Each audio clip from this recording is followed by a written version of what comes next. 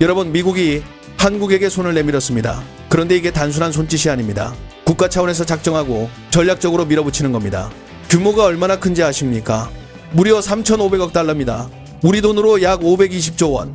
숫자만 보면 감이 잘 안 오시죠? 비교를 해드리겠습니다. 대한민국 1년 국가 예산이 약 670조 원 수준입니다. 그런데 이게 그냥 말로만 하는 약속이 아닙니다. 2026년 3월 12일 국회 본회의에서 재석 242명 중 찬성 226표로 대미투자특별법이 통과됐습니다. 법까지 만들어버린 겁니다. 전략투자공사가 설립되고 정부가 2조 원을 전액 출자해 투자를 실행하는 체계가 법적으로 완성됐습니다. 도대체 왜 이런 역대급 일이 벌어지고 있는 걸까요? 미국은 왜 한국을 이렇게 필요로 할까요? 사실을 말하면 이야기는 100년 전으로 거슬러 올라갑니다. 1920년대, 1930년대 미국은 세계에서 가장 강력한 제조업 보가였습니다. 자동차, 철강, 선박, 화학, 손에 잡히는 건 뭐든 세계 최고였죠. 2차 세계대전 때는 이 생산력을 바탕으로 단 4년 만에 수천 척의 군함을 찍어냈습니다. 이 생산력이 전쟁의 승패를 갈랐습니다.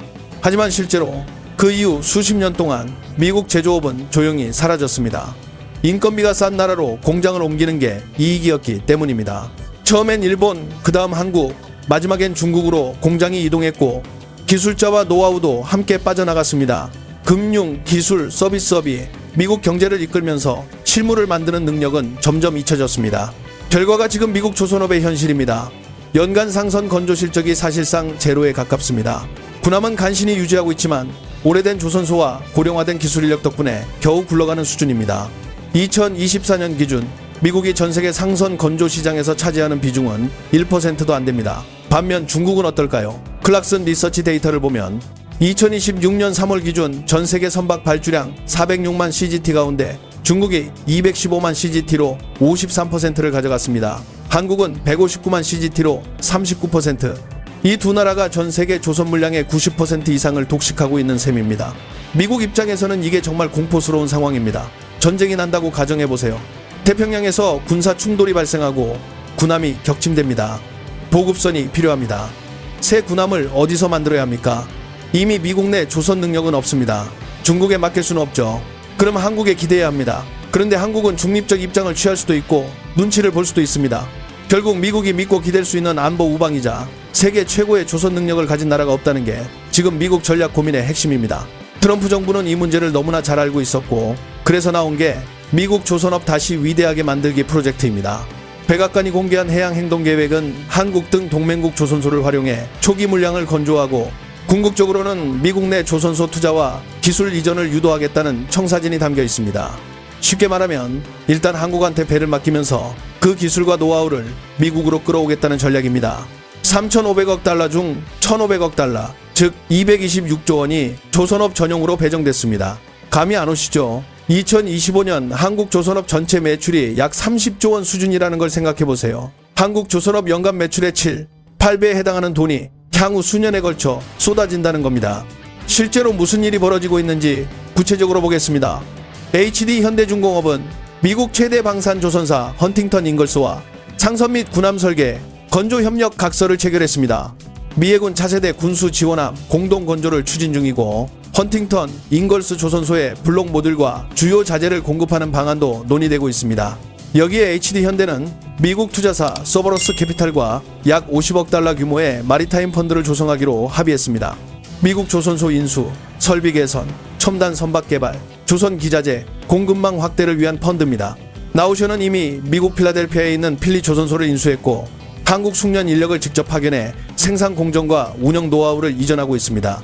목표는 연간 건조 능력을 현재 한 점호척에서 20척으로 끌어올리는 겁니다. 50억 달러, 약 7조 원을 투입해서요. 조선만이 아닙니다. 반도체도 미국이 한국에 달려드는 이유 중 하나입니다. 2025년 기준으로 삼성전자와 SK하이닉스는 글로벌 메모리 반도체 시장에서 각각 약 42%와 28%를 차지합니다. 합치면 무려 70%입니다. 세계에서 쓰이는 메모리 반도체 10개 중 7개가 한국에서 만들어진다는 뜻이죠. 그런데 단순히 많이 만든다는 것만 중요한 게 아닙니다. 지금 시점에서 가장 중요한 건 AI입니다.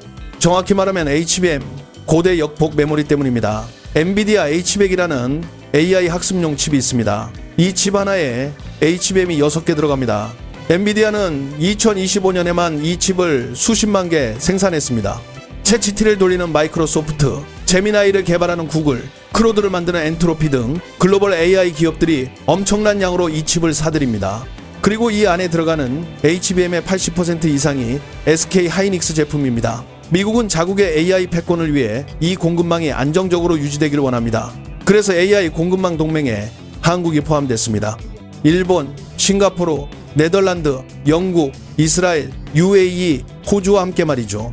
2025년 5월 한미 정상회담에서는 반도체 공급망 안정화를 위한 양자 협력 강화 방안이 합의됐고, 한국 기업들은 미국 세제 혜택과 보조금 수혜 대상에 포함됐습니다. SK 하이닉스는 인디애나주에 HBM 패키징 공장을 건설 중이고, 삼성전자는 텍사스주 테일러에 이노파운드리 공장을 짓고 있습니다. 숫자로 보면 현대차증권은 2026년 AI 서버 수요 증가율을 33.3%로 예측했습니다. D램 시장은 전년 대비 약 72% 성장할 것으로 전망됩니다. KB증권 리서치본부는 2026년 삼성전자와 SK하이닉스의 D램 합산 점유율이 75% 이상, HBM 합산 점유율이 85%를 상회할 것으로 예상했습니다. 2025년 기준으로 이미 반도체 슈퍼사이클 바닥 대비 약 20% 회복 수준이라는 점을 고려하면 일반적인 반도체 회복기에서 바닥 대비 60% 반등한다는 역사적 패턴이 아직 한참 남아 있습니다. 한국 반도체 수출액은 2025년 1,420억 달러로 전체 수출의 약 19%를 차지했습니다. 원전도 마찬가지로 미국이 한국을 필요로 하는 분야입니다. 한국 원전 산업은 한때 완전히 죽을 뻔했습니다. 2017년 탈원전 정책이 시작되면서 신규 원전 건설이 전면 중단됐고, 이미 짓고 있던 것들도 멈췄습니다. 두산에너빌리티 같은 원전 기자재 기업들은 주문이 끊기면서 수천 명의 숙련 기술자가 회사를 떠났습니다. 협력 중소기업들은 줄줄이 문을 닫았고 기술과 인력이 사라지면서 생태계가 무너졌습니다. 하지만 아이러니하게도 탈원전 정책이 끝나고 전 세계적으로 원전 수요가 폭발하는 시점과 맞물렸습니다. AI 데이터 센터 때문입니다. GPT 한번 질문하는데 일반 구글 검색보다 10배 이상 전력이 들어갑니다. 마이크로소프트, 구글, 아마존, 메타가 전 세계 데이터 센터를 수백 개씩 짓고 있는데 이 전기를 어디서 가져오겠습니까? 재생에너지는 날씨에 따라 출력이 들쭉날쭉합니다. 데이터 센터처럼 24시간 안정적으로 막대한 전력이 필요한 곳에는 사실상 원자력밖에 없습니다. 가스 발전은 탄소 중립 목표와 충돌하니까요. 미국 정부는 2030년대까지 원자력 발전 용량을 3배로 늘리겠다는 목표를 세웠습니다. SMR, 소형 모듈 원전 시장도 열리고 있습니다. 그런데 미국에는 원전을 설계하고 시공할 기업이 매우 제한적입니다. 웨스팅하우스는 있지만 실제 시공 능력은 오래 사용하지 않아 상당 부분 약화되어 있습니다. 반면 한국은 아랍에미리트 바라카 원전을 단 한 번의 지원 없이 완성시킨 트랙 레코드가 있습니다. 기술이 있고 사람이 있으며 경험이 있습니다. 트럼프 정부 시절 미국 실무단이 한국에 왔을 때 웨스팅하우스, G보노바, SMR 개발 기업 엑스에너지 임원들이 함께 방문했습니다. 원전 투자를 요청하려고 미국이 직접 찾은 겁니다. 대미 투자 1호 프로젝트로 원전이 가장 유력하게 거론되고 있고, 루이지애나주 LNG 터미널 건설 프로젝트, 캘리포니아 해수 담수화 사업도 후보에 올라 있습니다.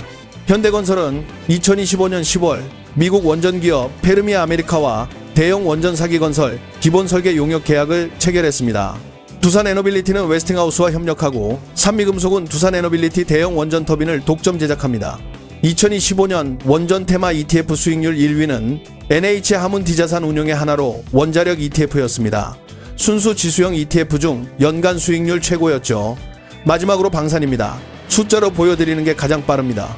칼러 에어로스페이스, 카이, 현대로템 등 2025년 말 기준 방산 수주 잔고가 113조 3,340억 원입니다.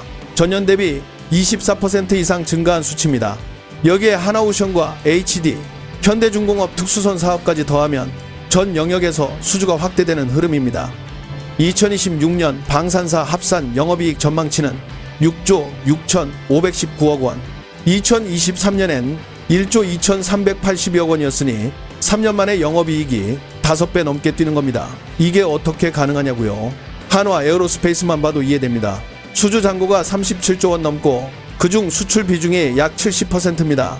폴란드 K9 자주포, 다연장 로켓 천문을 납품하고 호주 레드백 장갑차 인도도 예정돼 있습니다.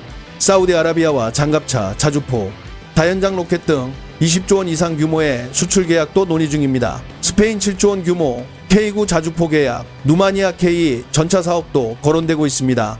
현대로템 2026년 디펜스 부문 수출 비중은 59.4%까지 상승할 전망입니다.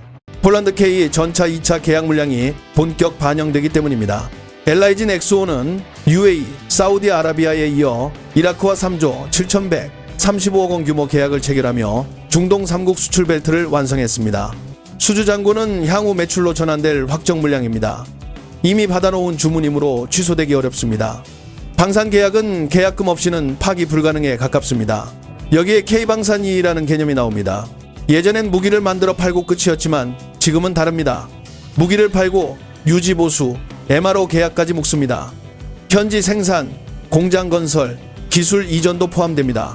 탄약, 부품, 후속 지원까지 장기 계약으로 묶어버립니다. 전문가들은 무기 판매 가격의 3배에 달하는 수익이 수명 주기 동안 MRO와 후속 지원에서 나온다고 합니다.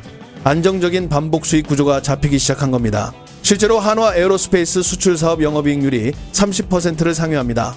이제 이 네 가지를 하나의 그림으로 연결해 보겠습니다. 조선, 반도체, 원전, 방산. 우연히 좋아진 게 아닙니다. 미중 패권 경쟁이라는 배경 속에서 미국은 중국에 의존하던 핵심 분야를 동맹국 중심으로 재편하고 있습니다. 반도체는 중국에서 사면 안 되고 군함도 중국에 맡길 수 없습니다. 원전 기술도 무기도 중국산으로 채울 수 없습니다. 그 자리에 한국이 들어가고 있습니다. 이것이 100년에 한 번 오는 기회라고 말하는 이유입니다. 실제 수출 데이터도 이를 뒷받침합니다. 2026년 2월 전년 대비 수출 29% 증가, 무역수지 13개월 연속 흑자. 주요 수출 증가 품목은 반도체 252억 달러, 무려 161% 증가, 컴퓨터 26억 달러, 222% 증가, 선박 22억 달러, 41% 증가. 한눈에 이 모든 흐름이 실제 숫자로 확인됩니다. 하지만 냉정해야 합니다. 기회가 크면 리스크도 큽니다. 첫 번째, 정치 변수입니다. 3,500억 달러 대미 투자 합의가 흔들릴 가능성이 있습니다. 트럼프 변수, 미중 관계 완화 시나리오 등 정치적 변수는 언제든 그림을 바꿀 수 있습니다. 두 번째, 중국 리스크입니다. 한국 반도체 수출의 약 40%가 여전히 중국으로 갑니다. 미국과 안보를 강화할수록 중국의 경제적 보복 가능성도 커집니다. 세 번째, 실적 반영 시차입니다. 조선은 2026, 2028년, 원전은 2030년 이후 매출 반영이 시작됩니다. 네 번째, 자형 양극화입니다. 수혜가 일부 대기업과 직접 납품사에 집중될 가능성이 높습니다. 다섯 번째, 유럽의 자국 방산 우선 기조입니다. 투자자로서 접근하려면 원칙이 필요합니다. ETF와 개별주를 섞어 분산하고 수주 잔고 대비 시가총액, 납품 스케줄, MRO와 후속 지원을 확인해야 합니다. 그리고 분할 매수 전략을 지켜야 합니다. 아무리 좋은 테마라도 한 번에 몰빵하면 변동성으로 손해보기 쉽습니다. 결론입니다. 지금 대한민국은 미국과 손을 잡기로 했고 그 규모와 깊이는 전례가 없습니다. 3,500억 달러 대미 투자 협력, 조선 마스가 프로젝트 1,500억 달러, AI 반도체 공급망, 원전 1호 프로젝트 협상, 방산 수주 잔고 113조 원, 2026년 수출 29% 증가, 13개월 연속 무역 흑자. 이 모든 것이 동시에 일어나고 있습니다. 지금이 바로 한국이 미국 제조 파트너라는 역사적 역할을 부여받는 순간입니다. 리스크를 알고 분산하며 시간을 나눠 접근한다면 지금은 20년, 30년 후 그때 한국에 제대로 투자했더라면이라는 회상을 남길 수 있는 기회의 초입입니다. 여러분의 선택이 이 순간을 결정합니다.